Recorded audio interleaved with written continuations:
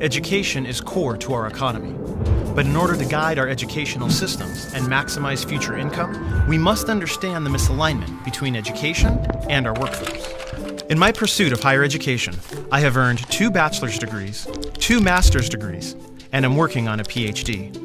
In total, this has cost me over $150,000. I've done all this because I believe formal education is important. Part of this belief came from seeing charts like this, presenting a correlation between higher degrees and higher income, showing on average that a person with a college degree earns far more money than the average person without a high school diploma. This perceived higher earnings for having a 4-year degree has fueled a college for all philosophy, causing educators and parents to encourage going to the university, any university, to major in anything in pursuit of future job security, social mobility, and financial prosperity. This philosophy has increased college enrollment, resulting in 66% of high school graduates in this country enrolling in higher education right after high school. That's 2 out of 3.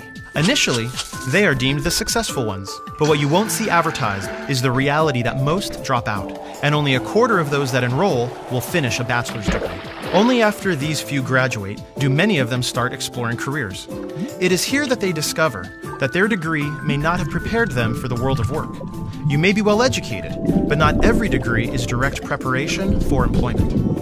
This misalignment between degrees and job skills causes half of university graduates to be underemployed in what are called gray-collar jobs, taking positions that do not require the education they have received at a cost that is more than they can afford. Conventional wisdom suggests that a university degree guarantees a higher salary. But with rising education costs, a shrinking job market, and the oversaturation of some academic majors in the workforce, this old advice is now a myth for a majority of students. The economy and the world have dramatically changed. Over the last 3 generations, we've gone from 13% of the population stepping into a college classroom to 60% attending some form of higher education. In 1960, when taking into account all jobs in the American economy, 20% required a 4-year degree or higher, 20% were technical jobs requiring skilled training, and 60% were classified as unskilled. But what's the right percentage to meet the labor market demand for tomorrow? In 2018, Harvard University predicts only 33% of all jobs will require a 4-year degree or more, while the overwhelming majority will be middle-skilled jobs, requiring technical skills and training at the credential or associate degree level. A 4-year degree may have many benefits, but think about the people you know who, from an economic perspective, inefficiently spent time and money to get a degree that perhaps they didn't really need for the career they are in. The true ratio of jobs in our economy is 1 to 7. For every occupation that requires a master's degree or more, 2 professional jobs require a university degree, and there are over half a dozen jobs requiring a 1-year certificate or 2-year degree. And each of these technicians are in very high-skilled areas that are in great demand. This ratio is fundamental to all industries. It was the same in 1950, the same in 1990, and will be the same in 2030. The hope for encouraging university education is that as the number of university-trained workers increases, the demand for their services in the workplace will increase as well. Unfortunately, this is not so. The whole pie may get bigger as the labor force and the economy grows, but the ratio will not change. The reality is, there will not be more professional jobs available within the labor market, and some professional jobs have been replaced by technology, or are being outsourced. Well-intentioned attempts to send more and more students straight to the university will not change the types of jobs that dominate our economy, nor will a college-for-all mentality mask these labor market realities. The college-for-all rhetoric that has been so much a part of the current education reform movement is often interpreted as university-for-all. This message needs to be significantly broadened to a post-high school credential-for-all. Students at various educational levels have left school without employable skills, setting up our children for failure, costing them and taxpayers millions. All while the labor market is desperate for highly trained, skilled technicians. So, how do you position yourself for high-wage, in-demand jobs? Let's say you were considering a career as either an electrician or a business manager. You would find that the average annual income for electricians is $51,000. only about half of the $105,000 average wage for management occupations. So at first glance, it looks as if getting a bachelor's degree in business is a no-brainer. But adding skills and ability into the picture adds a whole new dynamic. What if you have the potential to become an excellent electrician, but lack the skills and ability to be an excellent manager? Then you should be looking at projected incomes towards the bottom of the pay scale for managers and towards the top for electricians. You would then discover that electricians near the top of the pay scale make around $86,000, far higher than the income of a manager near the bottom of the pay scale at $52,000. Now, this is just one example, but the concept is true throughout all industries.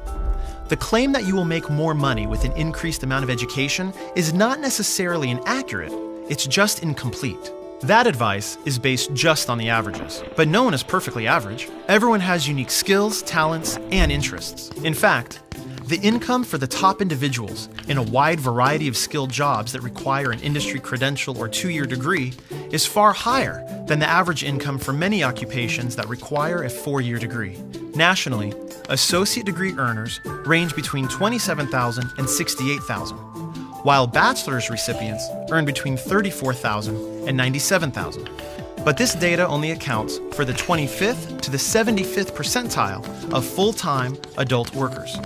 This means that 25% of associate degree holders earn more than $68,000 annually, and 25% of bachelor's degree holders earn less than $34,000. Our world has changed, and in this new economy, the university degree is no longer the guaranteed path towards financial success as it was for previous generations. And even if you do earn one, that education alone may not be enough. In today's highly technical, knowledge-based economy, having hands-on skills and perfecting what you're good at can be more valuable than getting a degree in something simply to get one. Employers want to know what you can do and what you can do well, not just what degree hangs on your wall. Since new and emerging occupations in every industry now require a combination of academic knowledge and technical ability, we need to ensure that we're also guiding students towards careers and not just to the university. So, before enrolling in classes or deciding what you're going to do next in your life, step 1 is self-exploration. In addition to your interests, really analyze your talents and strengths. Step 2 is career exploration. Understand the jobs available, the income ranges they pay, and evaluate the skills they require. Identifying an area that appeals to your interests, skills, and the labor market may be your first career. And then you can develop a tentative career plan, complete with multiple training and education options. The key is to align your interests and abilities with your first career choice and the education and training you'll need to receive. This alignment will help bring your future into focus and ensure your position at the top of the pay scale in your chosen career. What all this data shows is that success in the new economy is as much about acquiring the knowledge, skills, and abilities needed for in-demand occupations as it is to be well educated. Both paths may work for you, but education combined with technical training is how you ultimately secure a competitive advantage in the new economy. Community colleges are in the ideal position to provide over 70% of tomorrow's workforce with an education combined with applied technical skills, industry-driven credentials, and specific preparation for employment. Being a skilled craftsman or technician is highly valued.